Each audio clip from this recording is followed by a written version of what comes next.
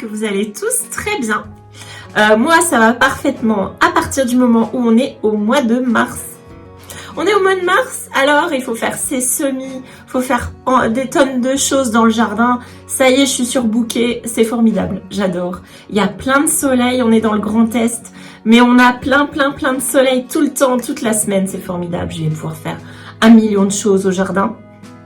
Donc là, cette vidéo, c'est sur les semis de fleurs, la suite. Là, je fais les cosmos, les immortels. Et ensuite, je vous plante une giroflée dans le jardin. C'est une giroflée vivace. C'est une fleur qui se plaît beaucoup dans mon jardin parce que j'en ai déjà 3. J'en ai 3 violettes, giroflées violettes, et qui se portent très bien. Voilà, donc qui font leur vie, c'est parfait même. Je crois que j'en ai 4. J'en ai plutôt 4. Et donc, je vous montre comment je fais la plantation. C'est une fleur vivace. Et c'est une fleur arbustive très jolie qui sent l'anis. C'est parfait. J'en ai trouvé une très belle que je vous mettrai là. Et je vous montre aussi donc comment je fais mes semis de fleurs. Alors les cosmos, j'ai fait les cosmos Xenia si vous avez suivi précédemment. Je fais les cosmos Apricot Lemonade. Ensuite il y a les cosmos... Ah, j'ai trouvé les cosmos blancs magnifiques. C'est Snow Puff. Voilà. Qui ressemble... Enfin, moi, ça me fait penser à des pivoines. Et j'adore les pivoines. Sauf que les pivoines, ça fleurit même pas 15 jours. Et ça prend une place de folie dans votre jardin. Alors, j'en ai pas. Je préfère mettre des fleurs donc les rosiers par exemple, qui durent beaucoup plus longtemps, qui ont une floraison. D'ailleurs, si vous n'avez pas de rosier, c'est pas possible.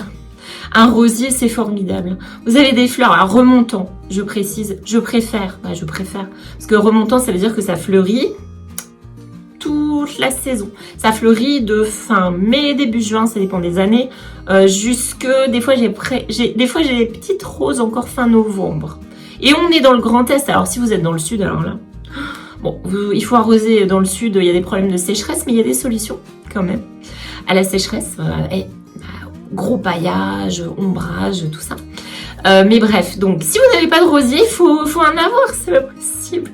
Parce que là, vous allez avoir des fleurs tout le temps. Voilà, c'est génial, j'adore. Bref, parenthèse fermée. Donc là, en fait, dans la vidéo, je plante la giroflée vivace.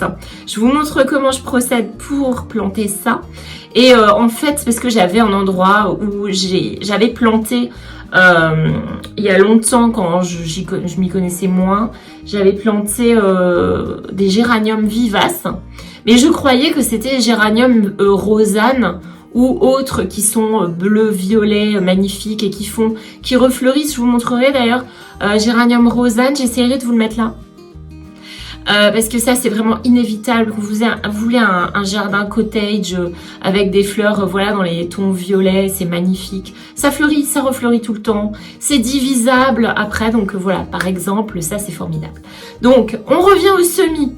Faut que je focus, hein, pour pas partir, parce que là, j'ai plein de choses à dire, forcément.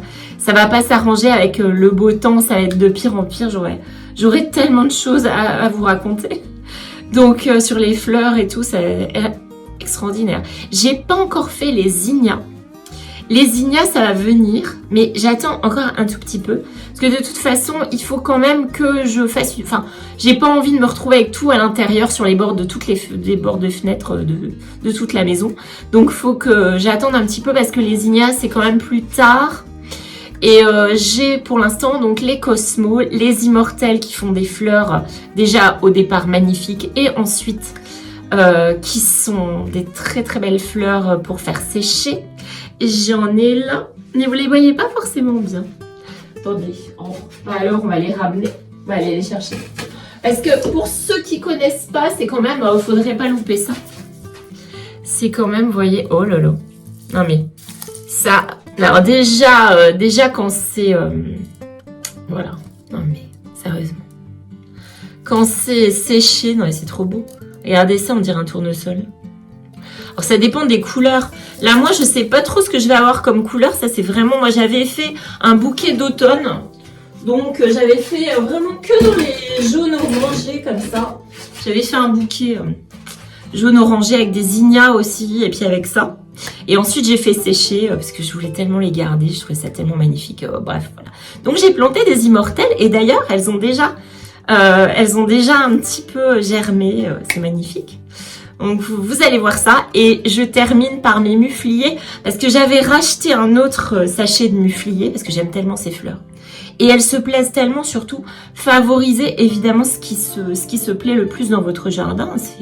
Il y a des fleurs qui se plaisent plus selon les jardins, selon les régions, selon l'acidité, selon si votre terre est calcaire ou pas. Et moi, alors les mufliers, ils m'adorent. Hein. Ils adorent ma terre du moins. Moi, je sais pas, mais ma terre, ils l'aiment.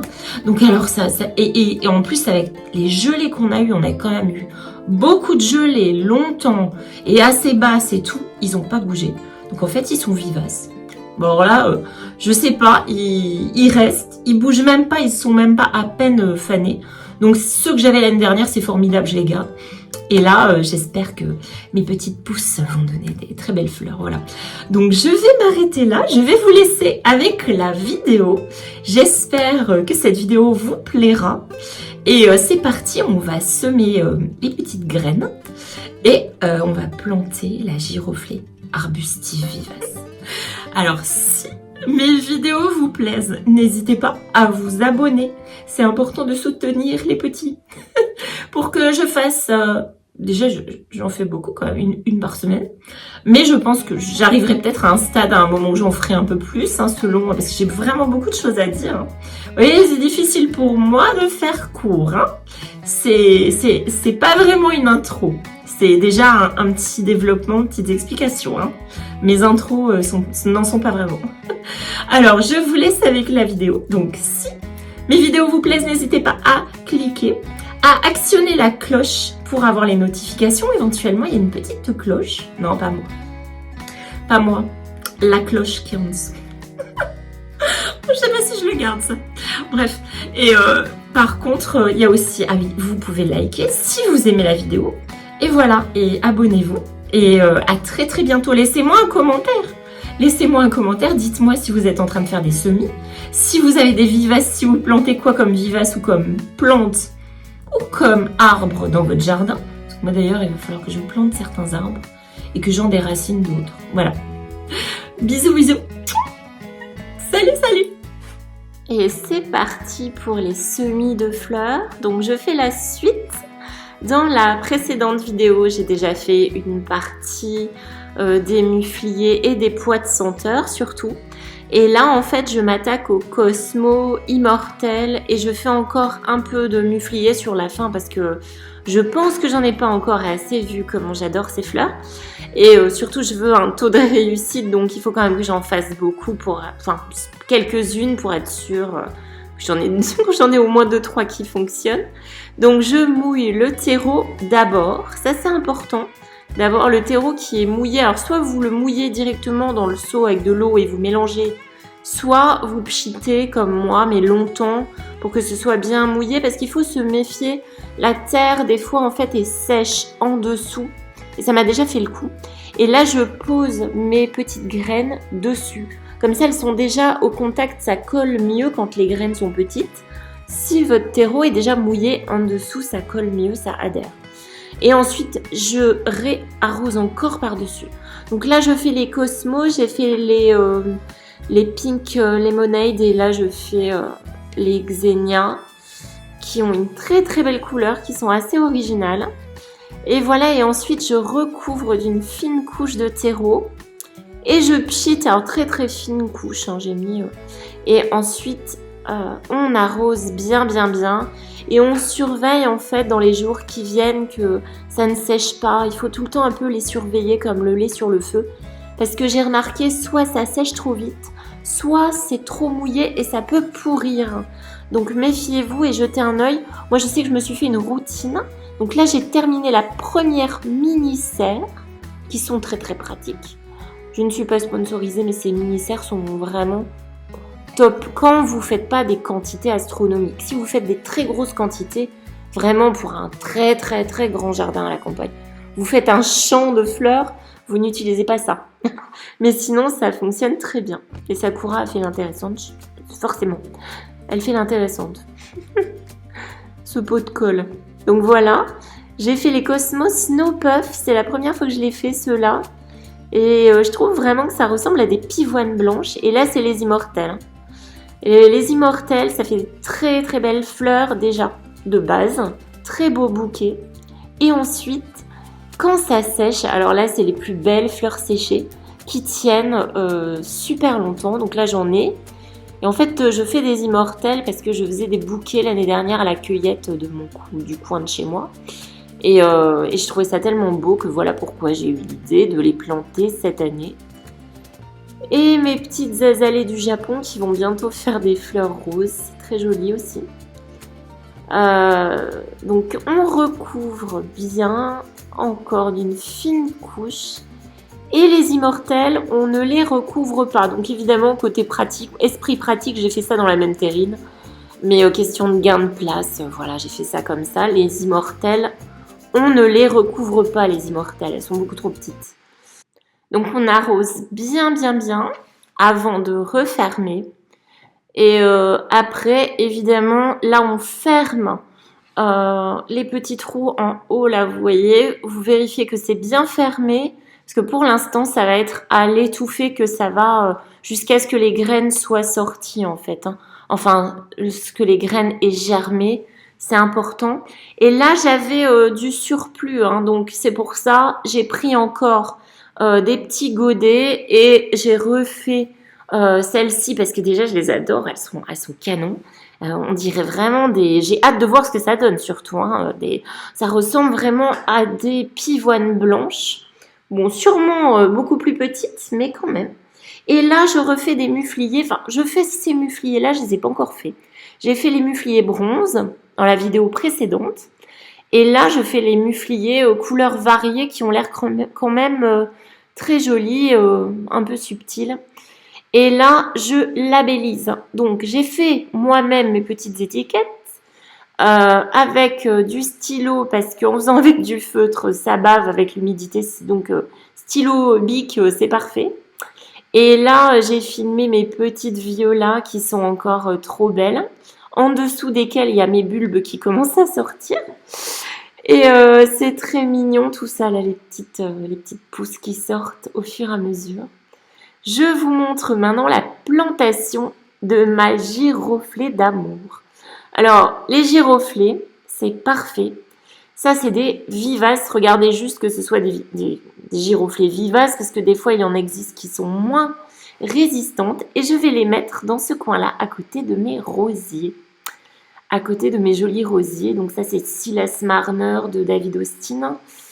Il y a quoi? Il y a Meillon et il y a encore un autre Austin qui est Jubilé Célébration. Ah oui, et c'est Charlène de Monaco, le Meillon, qui est juste à côté. Et voilà, donc je peux pas, je creuse. Donc là, j'enlève un géranium vivace, parce que je me suis trompée. Ce géranium-là, je croyais que c'était un géranium Rosanne, qui fait coucou.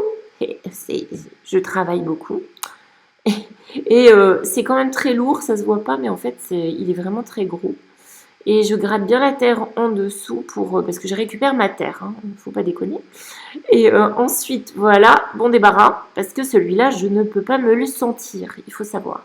C'est-à-dire que ça fait des petites fleurs roses, mais qui restent pas longtemps, donc ça sert à rien. On dirait une mauvaise herbe au final, alors que les géraniums rosanes qui sont violets, ils sont magnifiques, ils grossissent, ils restent tout l'été, toute la saison, même en automne. Et là, j'ai vu ma petite copine qui était en train de se retourner sur le dos. Alors, je l'ai sauvée. Voilà. J'adore. On en voit plein chez nous, des coccinelles. C'est très utile au jardin. Donc, on les respecte. Et là, voilà. Donc, c'est le nom complet. C'est giroflée arbustive vivace. J'ai pris du terreau à géranium. Pourquoi? Parce que ma terre, à cet endroit du jardin, est très argileuse. Et les giroflées ont besoin d'une terre légère. Pas pauvre, mais légère et perméable. Donc, J'ai mis pas mal de billes d'argile. Je mets ça, vous pouvez mettre du sable, vous mélangez du sable. Si votre terre est trop compacte, vous mélangez du sable. Il faut que ce soit bien drainant parce que les giroflées n'aiment pas. C'est le cas quand même pour beaucoup de fleurs, hein.